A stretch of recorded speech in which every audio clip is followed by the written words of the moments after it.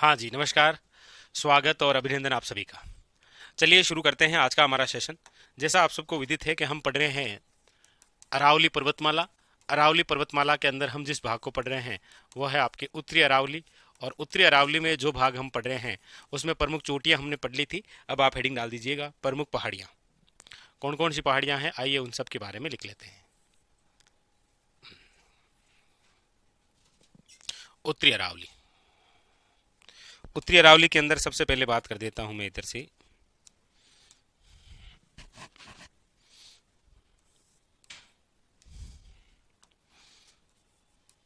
झुंझुनू। झुंझुनू के अंदर बात करते हैं तो है आपके सामने पाल खेत की पहाड़ियां।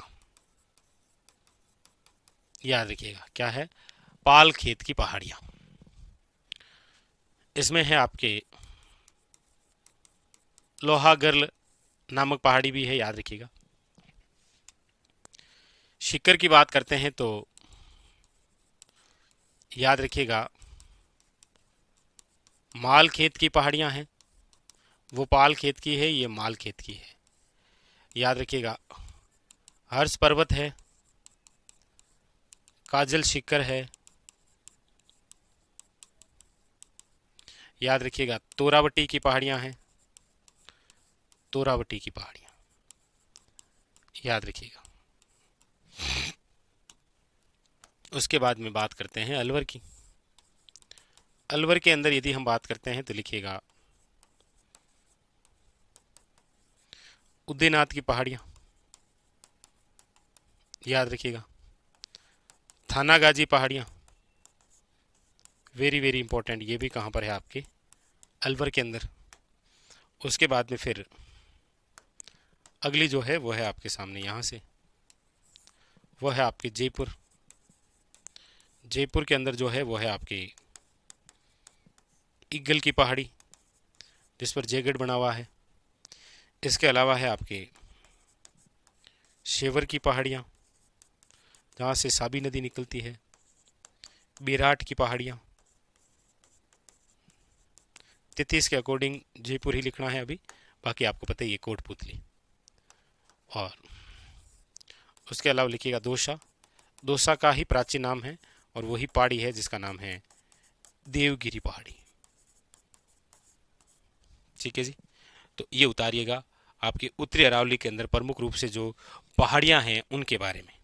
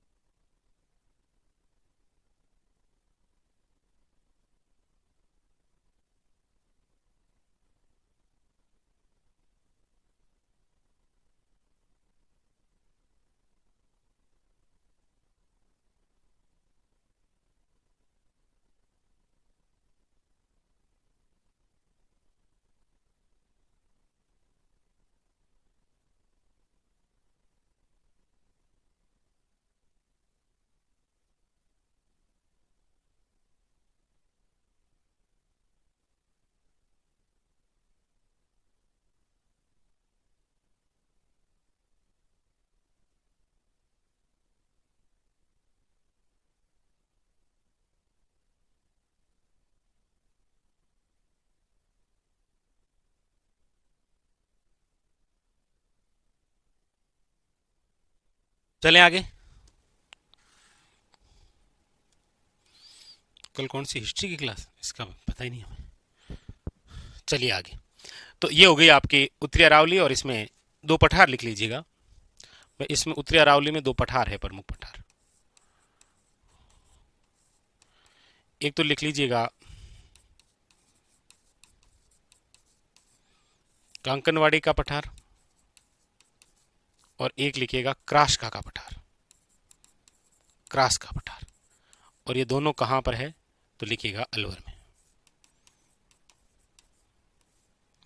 दोनों दोनों कहां पर है, तो लिख लीजिएगा अलवर के अंदर, प्रमुख पठार।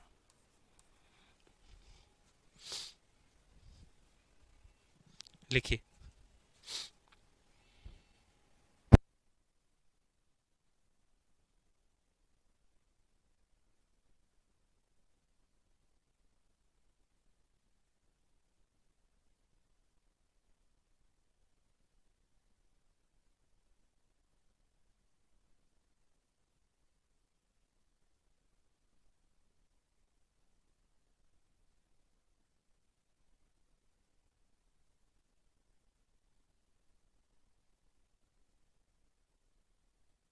चलिए आगे चलें। अब जो हम बिंदु पढ़ने वाले हैं अरावली के अंदर, वो है अरावली के प्रमुख दर्रे। लिखिए।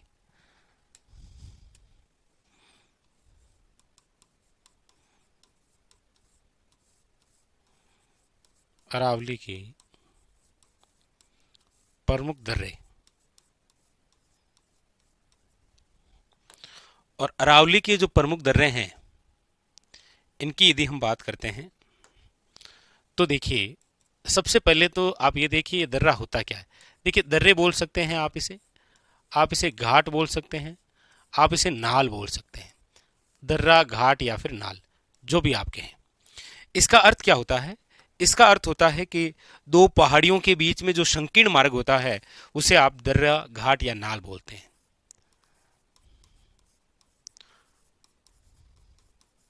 दो पहाड़ियों के मध्य, दो पहाड़ियों के मध्य जो संकीर्ण मार्ग होता है, उसे आप क्या बोलते हैं? दर्रा, घाट या फिर नाल, याद रखिएगा। ठीक है। और इसमें सबसे पहले एक नंबर हम लिख लेते हैं पाली के दर्रे।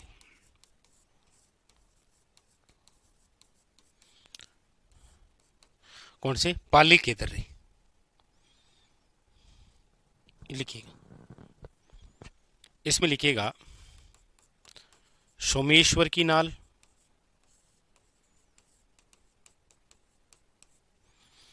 इसमें लिखिएगा देशुरी की नाल, इसमें लिख लीजिएगा बरदर्रा।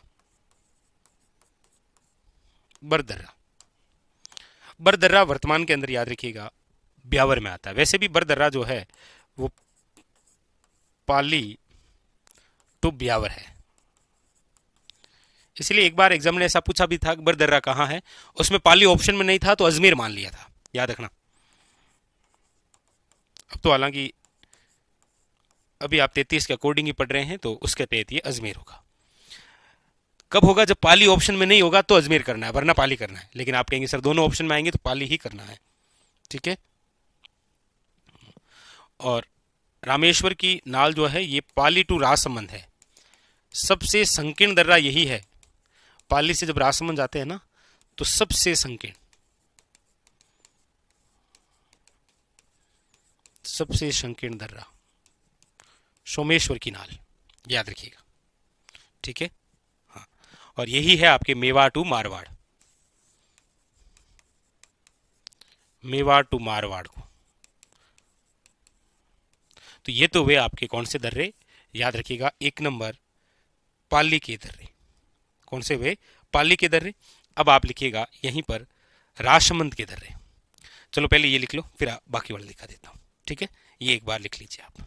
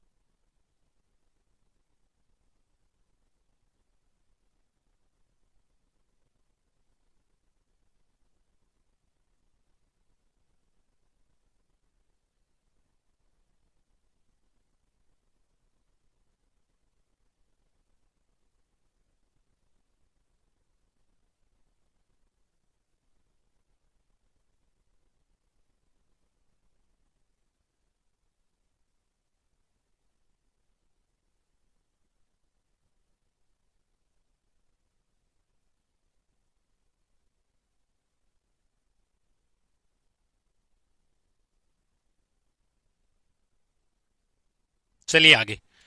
नंबर 2 लिखिएगा राजसमंद के दर्रे।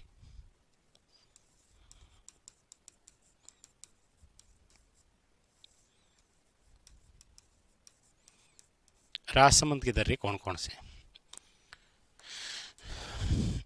लिखिएगा राजसमंद के दर्रों में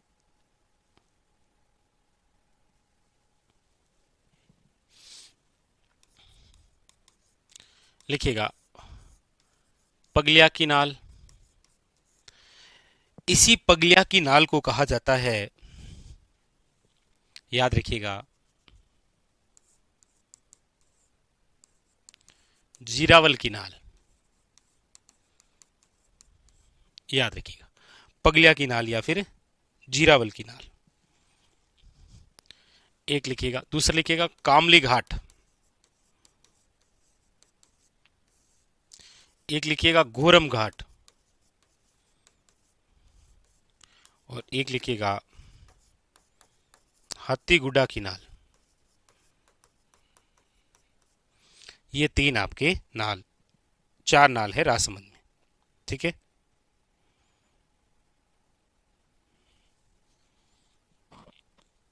लिखिएगा। और ये जो है हाथीगुड्डा की नाल, ये राजसमंद प्लस उदयपुर और प्लस शिरोई को जोड़ती है, याद रखिएगा।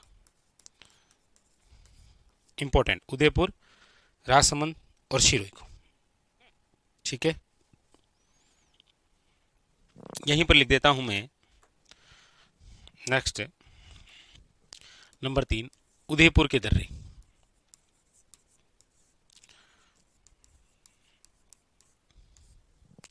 उदयपुर के दर्रों में लिख लीजिए ढेबर दर्रा, हाथी दर्रा,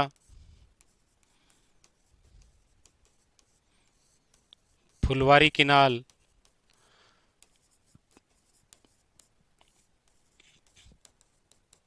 केवड़ा किनाल, देबारी किनाल।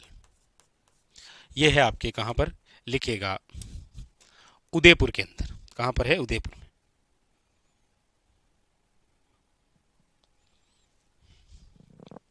फिर लिख लीजिएगा यहीं पर अजमेर के दर्रे भी।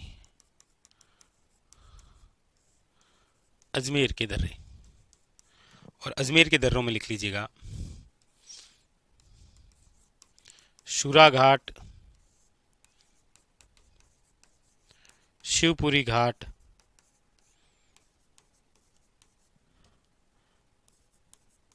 परवेरिया दर्रा, रूपा घाट, कुचवाली दर्रा। ये आप लिख लीजिए कहां पर? अजमेर के दर्रे लिखिएगा।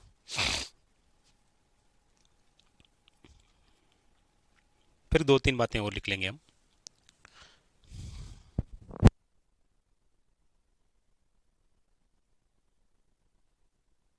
बरदर्रा। बरदर्रा ये है कि जो जोड़ता है आपको पाली टू ब्यावर। ब्यावर पहले कहां था? अजमेर में। तो एग्जामिनर ने पूछा बरदर्रा कहां है, उसमें पाली ऑप्शन में नहीं था, इसीलिए ऑप्शन में अजमेर दिया। बाकी आपको याद रखना है बरदर्रा कहां है, पाली में। पाली नहीं हो तो अजमेर करना है।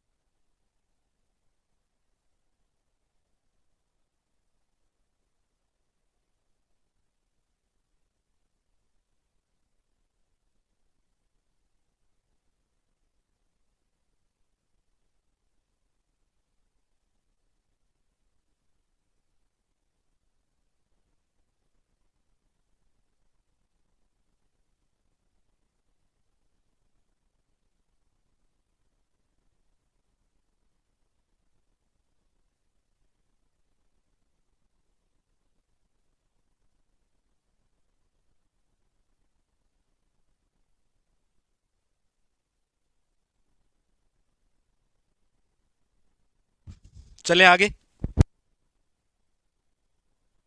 लो, अब यहां हम कुछ बातें नोट करके लिख लेते हैं, बाकी अरावली आपके टॉपिक कंप्लीट हो जाता है। ये नोट में लिख लीजिएगा, उत्तरी अरावली में कोई दर्रा नहीं है, याद रखिएगा। बाकी आपको दक्षिण में मिल जाएगा, मध्य मिल जाएगा, लेकिन उत्तरी अरावली में कोई दर्रा नहीं है। उत्तरी अरावली में कोई दर्रा नहीं है, याद रखिएगा। नोट के अंदर ही आप लिखेंगे, अरावली को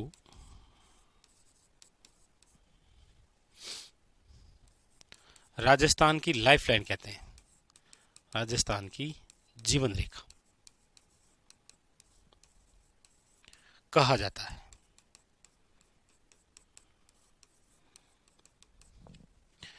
अगली बात, इसी अरावली को याद रखिएगा,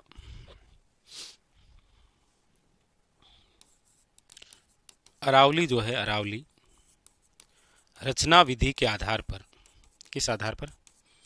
रचना विधि के आधार पर मोड़दार है ये। कैसी है? मोड़दार, याद रखिएगा। अगली बात, हेरोन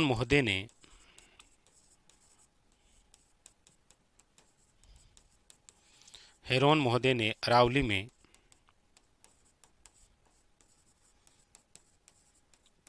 प्री कैम्ब्रियन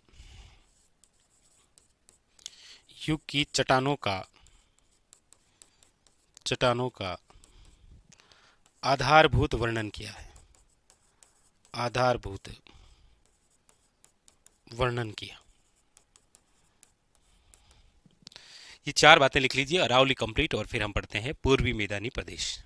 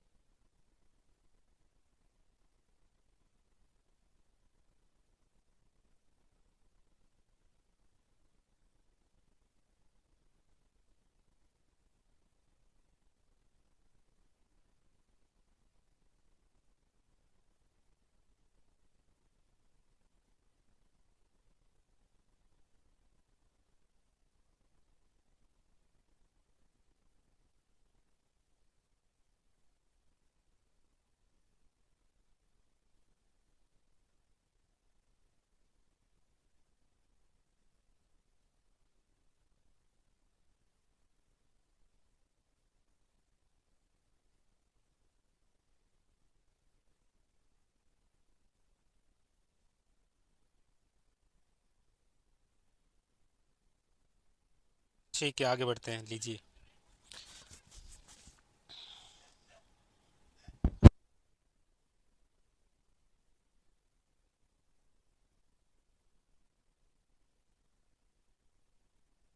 चलिए आगे।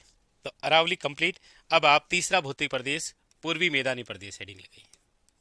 पूर्वी मैदानी प्रदेश। पूर्वी मैदानी प्रदेश।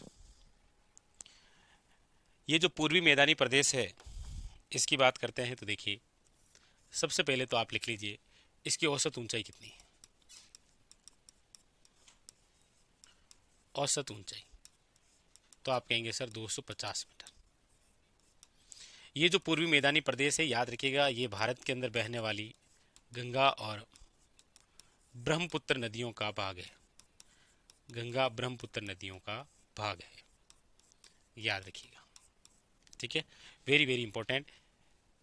पूर्वी मैदानी प्रदेश। पूर्वी मैदानी प्रदेश की बात करते हैं तो याद रखिएगा, ये जिस युग में है वह है प्रारंभिक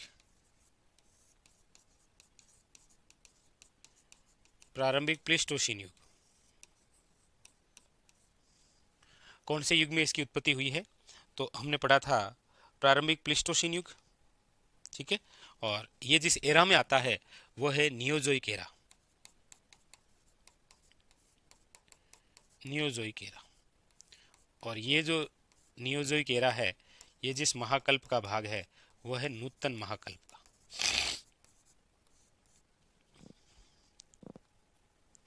इस पूर्वी मैदानी प्रदेश को हमें 3 भागों में पढ़ना है। कितने भागों में? 3 भागों में। 3 भाग कौन कौन से हैं? जिसमें नंबर 1 हम पढ़ेंगे चंबल बेसिन। चंबल बेसिन में हमारे पास में पढ़ने के लिए जो शब्द है वह है बीहड़। फिर हम पढ़ेंगे माही बेसिन। माही बेसिन में पढ़ने के लिए हमारे पास में है 56 मैदान है, याद रखिएगा। कांठल मैदान है। तीसरा भाग जो हम पढ़ेंगे वो पढ़ेंगे बनास बाण गंगा बेसिन। और बनास बाण गंगा बेसिन में जो जो भाग पढ़ेंगे वो आपके रोही का मैदान पढ़ेंगे, मेवाड़ मैदान पढ़ेंगे, मालपुरा करौली मैदान पढ़ेंगे,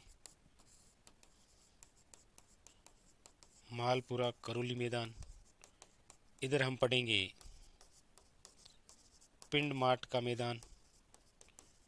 इधर खिराड़ और माल खिराड़ जैसी शब्दावलियां पढ़ेंगे। माल खिराड़ वे खिराड़। तो ये भाग जो है ये हमें पढ़ना है, ये आप लिखिए। फिर इनमें से सबसे पहले आप हेडिंग लगा लीजिएगा चंबल बेसिन या माही बेसिन, जो भी आप पढ़ना चाहें।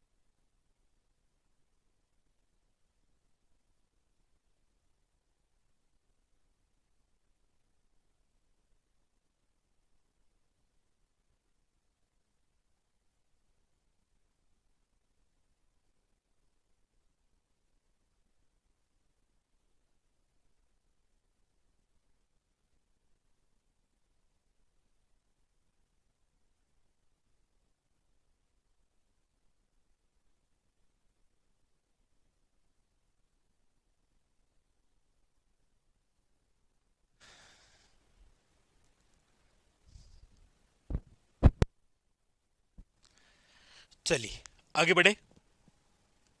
ठीक है, तो सबसे पहले आप लिख लीजिए माही बेसिन।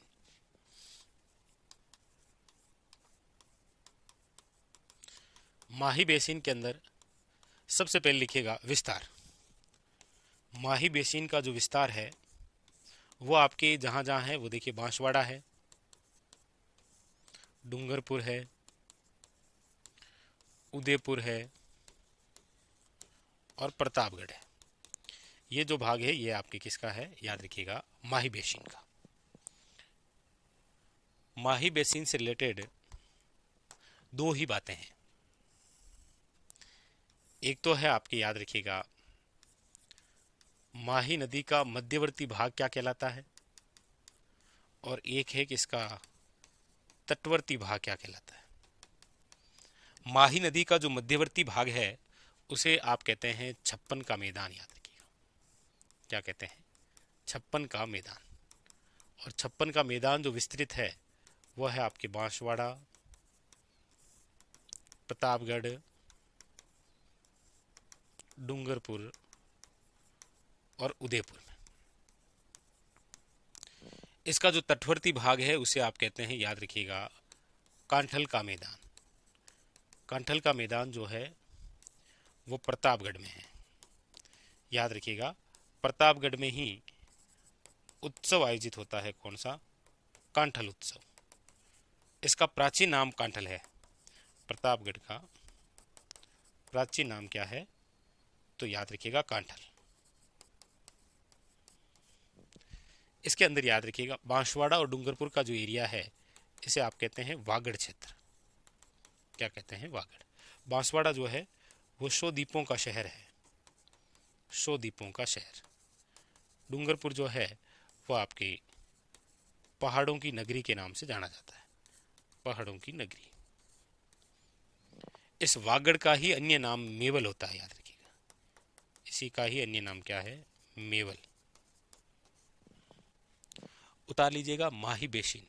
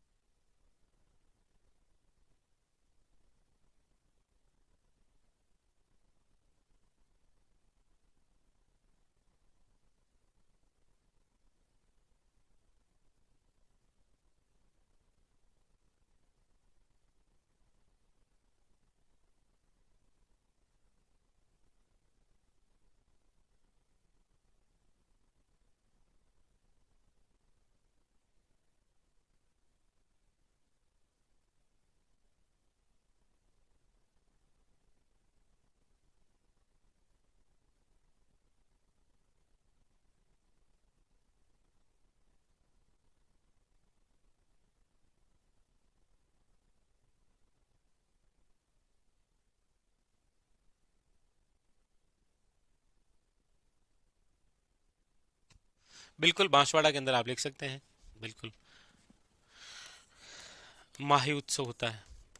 माही उत्सव। बिल्कुल सही है। लिख लिया क्या आप सबने माही बेसिन वाली बात?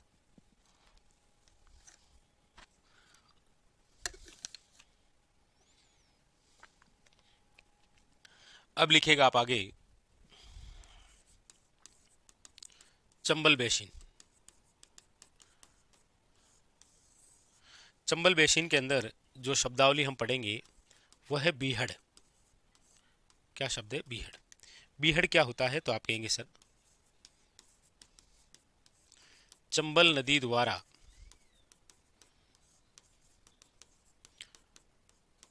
अऊ नाली का अपर्दन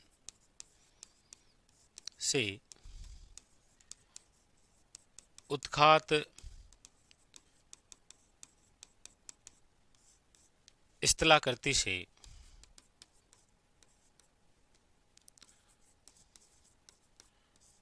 कंदरायुक्त भूमि जहां घने जंगल हो, जहां घने जंगल, उसे आप क्या कहते हैं? याद रखिएगा, बीहड़। इसीलिए तो आप पढ़ते हैं कि एक तो ये उत्खात स्थलाकृति भूमि है, इसीलिए आप पढ़ते हैं कि बीहड़ जो है वो डाकुओं की शरण स्थली है। क्या है? डाकुओं की शरण स्थली। ये जो बीहड़ है ये राजस्थान के कुल कितने एरिया में है? तो 2800 वर्ग किलोमीटर में। और राजस्थान के अंदर क्षेत्र की यदि हम बात करेंगे तो वह है धौलपुर, सवाई माधोपुर,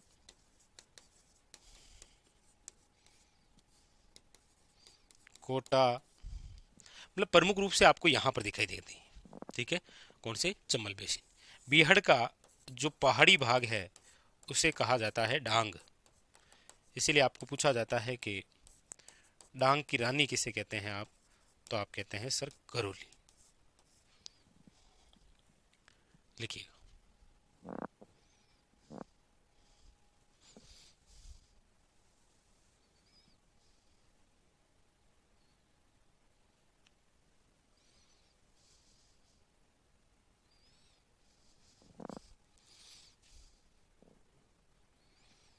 लिखिएगा।